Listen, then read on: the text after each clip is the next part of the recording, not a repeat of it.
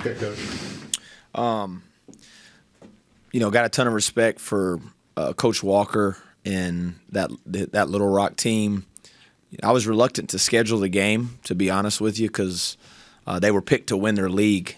And, coming into this season, they were a top 150 team. Ken Palm, preseason player of the year, was their point guard.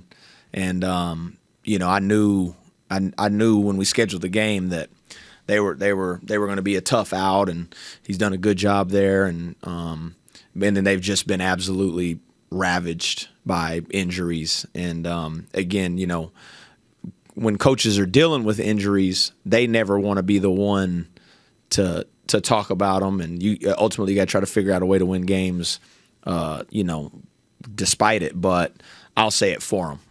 Injuries suck. They're a part of the game, and they've just been ravaged by them. But have a lot of respect for them. And again, when we scheduled it, we knew they were having a hard time getting games down in that region, and so we knew what we were signing up for. And just unfortunately, they've just been crushed, by injuries. But to their credit, they're still competing, and think by the time they get to league, maybe they get a couple of those guys back, and they'll be competitive right there. On our end, I did think it was a quick turnaround, but in some ways, you got to correct some of the wrongs we felt from Saturday. Obviously, Wake was very aggressive with their post double. We did not handle that great there. They put 2 on the ball as well. So, you don't always kind of get to play against a similar style right away. But, I thought starting kind of with Harlan, I thought he did a really good job of handling the double team. Our spacing was good. And then thought really all night long our guys just made simple plays out of the aggressive ball screen coverage, found the open man, and 22 assists on 33 baskets was a good sight from an offensive standpoint. Defensively, was a little disappointed with our defensive rebounding. That's something we'd been really good at, one of the best teams in the country, and we just didn't defensively rebound at the rate that I would have liked.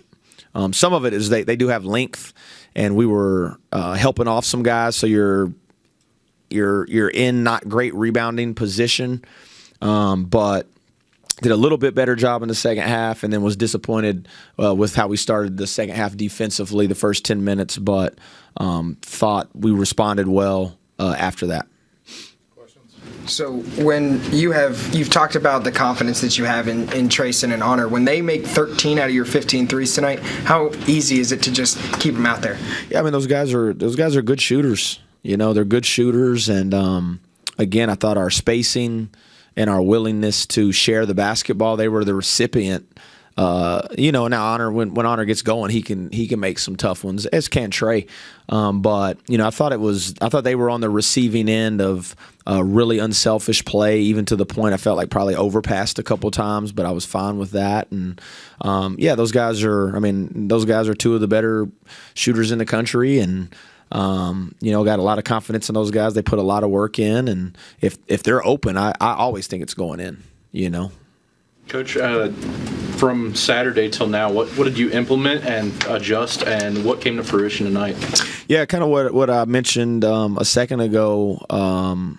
So we were able to watch it on Sunday, and then really yesterday, just kind of some of our spacing and just cleaning up some of the patience of our forwards, and knowing the double teams coming and not getting sped up by it, and being comfortable taking it. And you saw like Harlan kind of step through the one time and found maybe it was Honor or Trey, and just tried to get the ball in some more favorable spots. So then when they were double teamed, they weren't in positions that you wouldn't want them to be in. So that was kind of the biggest thing from Saturday till now. That was our emphasis offensively.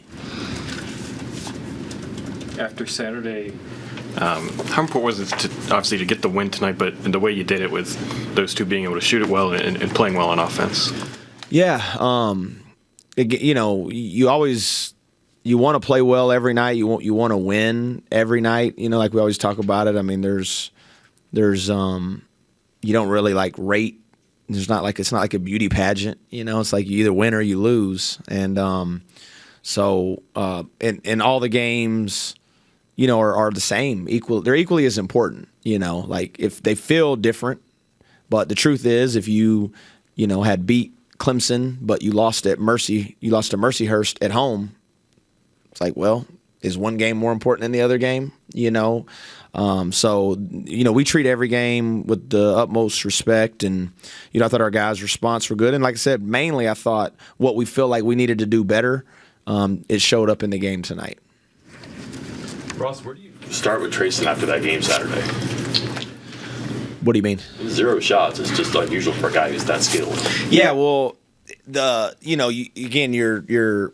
honest with them, and I've been really honest. With you guys, I felt like Trey had been defending at a really high level, really for this whole year, and he was doing a lot of other little things that were impacting winning, despite maybe not shooting the ball as well as he would have liked.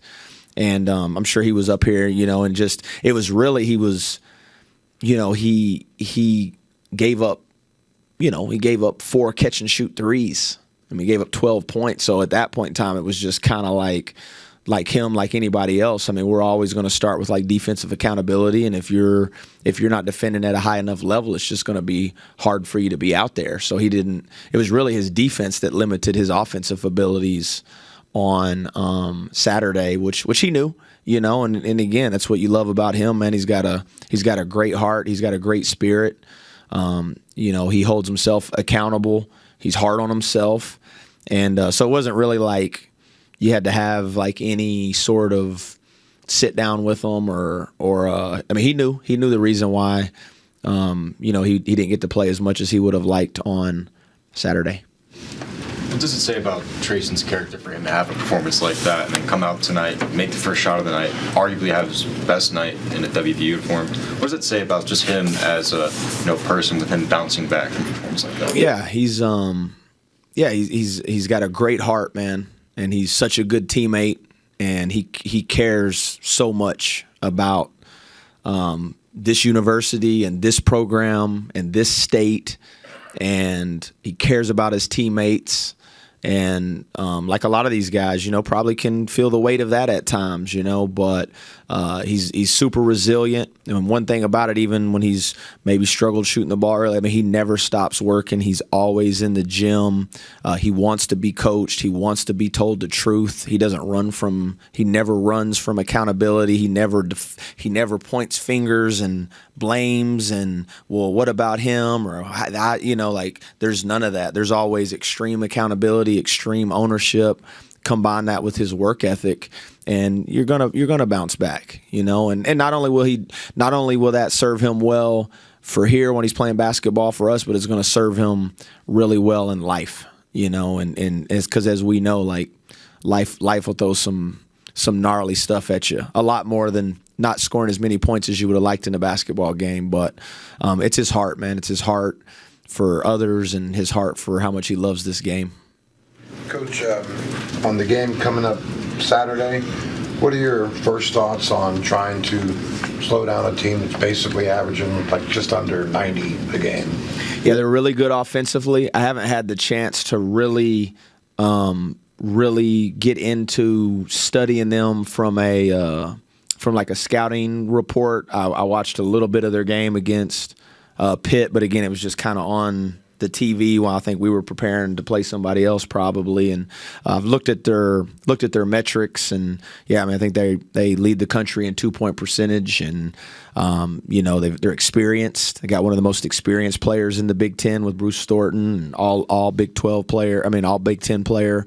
And they can challenge you in a lot of different ways, and we'll have to be razor sharp. And the one thing you can't do, and we talked about this after the Wake Forest game, when you are playing really good offensive teams, a couple things you can't do. You can't give them freebies because you turned it over and just say, here's another like 10 points.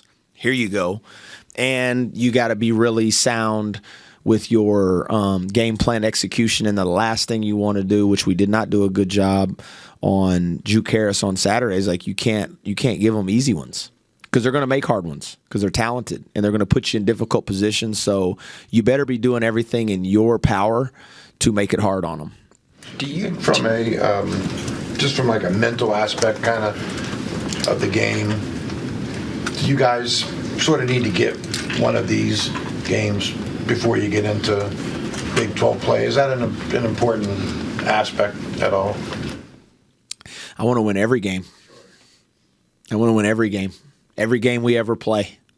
I want to step on that floor, and whether it's Wheeling or Duke, we want to win that game. I know what you're saying psychologically, but, I think more than anything, you want to win.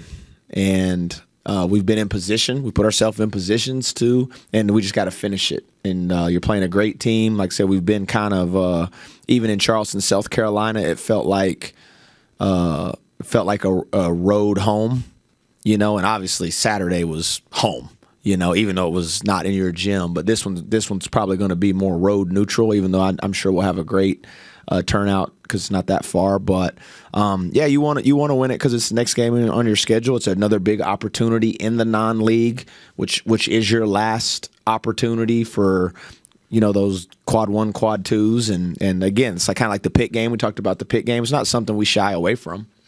We talk about it, and our guys know it and understand it. Truth is, if you win it, it's not like you're a lock for the NCAA tournament. You lose it, you're not an anti-lock. There's a lot of basketball left, and it's the beauty of being in the Big 12 is you're going to have so many opportunities within your league, but you certainly want to try to take advantage of opportunities when you get them in the non-league as well. Do you take, like you had mentioned, how the Clemson game was kind of a neutral road game? Do you take things and learn from that game on how this environment might be and how your team should play in that game? Yeah, that wasn't really no neutral road game. I don't know if y'all were down there. That was a neutral home game. Even though it was in South Carolina, there was a lot of blue and gold in that building that night, and so yeah, it was. I mean, that was still even down there. That was 70-30. 70-30, 80-20, Mountaineers. And like, all these guys tell me, Ben and Mess and Brad and Tony, they're like, we show up. Like, we'll show up. And they did. And that's what was so disappointing, on top of not winning the game, just not being able to reward even the people down there in Charleston. Like, you want those moments to be special and you want to be able to deliver in those moments, and just came up a little short. But another good opportunity, and this one will probably, I would imagine, I don't know exactly the ticket, but I would imagine it would have maybe a little more tilt that way, but you never know. Ross, by your estimation, how much are you getting double teamed? Oh, man, that's a good question. We've, I'd say, we played 11 games now. I mean, it feels like probably like 7. Do what now?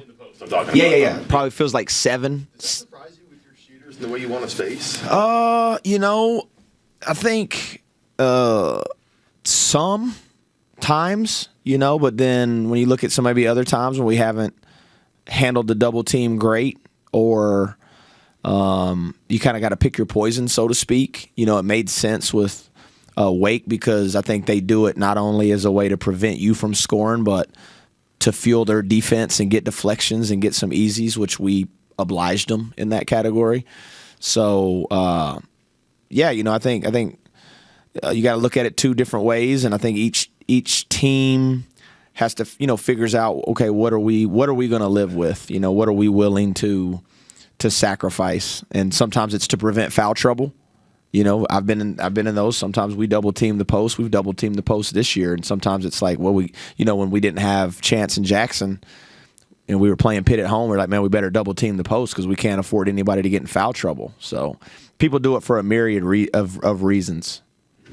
And then obviously Honor's shooting is that's a weapon just when he makes them, but the effect he has when he's just taking shots that are barely open and they're going in, it seems like it has an effect on the defense too, that I can't believe you took that shot, I can't believe you made that shot. Yeah. And they're always stressing, and you make it hard for 25-30 seconds anyways. Never mind the makes, what is just the take Yeah, it's like we talked about. It's just the gravity, man. And I hate to do this, because like my wife tells me comparison is the thief of joy. So I don't like comparing people, but there is a Steph Curry effect with it, especially when you're at home. Like even on Saturday, like they're just 3 points, but they feel like 10-point shots.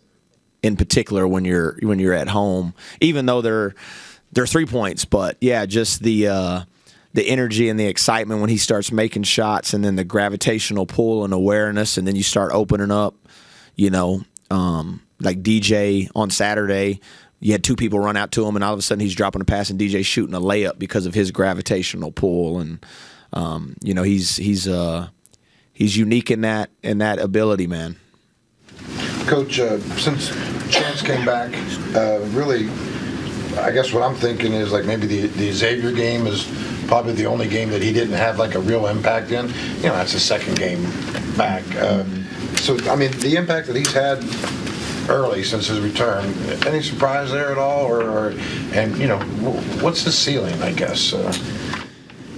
Yeah, not surprised, because he's an experienced player. I mean, he was a top 100 player coming out of high school, went and played on was a part of a really good tournament team at Arkansas, and like a lot of young players, couldn't quite find his way there at that time, and then averaged 13-6 on a really good St. Bonaventure's team, and he's just we've talked. He's just so physical with his ability to drive the basketball, and just gets on top of people really quick, and can get on the rim, and he has that quick second jump. Like sometimes it's like he don't miss it on purpose, but sometimes like, are you just throwing this up there so you can jump back up and tip it in, and he's I just think his habits overall, man, like we really challenged him, like all these guys, just like his defensive habits and his practice habits and his commitment to all the other things, and he's really grown in a lot of those areas. And so it's always cool,